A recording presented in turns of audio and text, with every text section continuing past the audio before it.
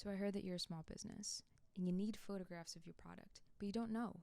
You don't know how to take these photos. You don't know how a camera works on the technical side. I'll teach you. Don't worry about that. It's super easy, very straightforward.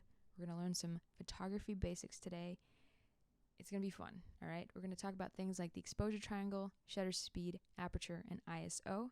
And let's get started. I have crusty hands. Exposure. Exposure is when you're trying to balance shutter speed, aperture, and ISO.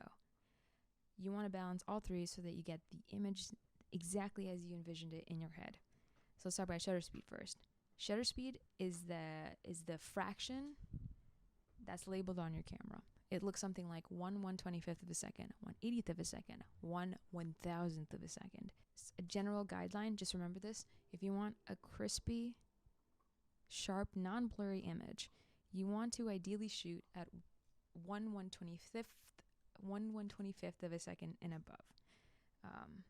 Anything lower, you could risk a blurry image. So just keep that in mind, all right? Second, we're going to talk about ISO. If you want a nice and sharp image, something that's not blurry, and you're in a rather dark, not very sunny, illuminated space, you want to use a higher ISO number. So something like 1000 or 2500. If you want a non-blurry image and it's bright, you can do that with a lower ISO. This is what Aperture is. So the only thing you need to know is that it adds dimension to your images, right? The higher the aperture number is, the more of your subject you'll have in focus. The lower the aperture number, the more your camera will focus on just one thing in this set you have in this photograph, and it'll blur the rest. So that's what I mean about depth. That's what I mean about dimension. Let's say you have a photo, you want to take a photo of a candle, right? You put the candle down on a table, you have a low aperture number, like a small aperture number, like 2.0.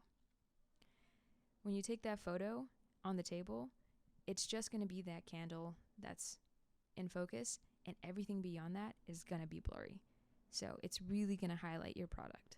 Remember, if you want to highlight a product, you want a low aperture number. If you want to highlight the whole scene because you're doing a lifestyle thing, you want a higher aperture number. It's so funny. I just realized I was holding my mic like this. Part 2 is going to be about composition basics, something that you can just refer to anytime you're like, I have no idea. I have no idea how to take this photo. Okay.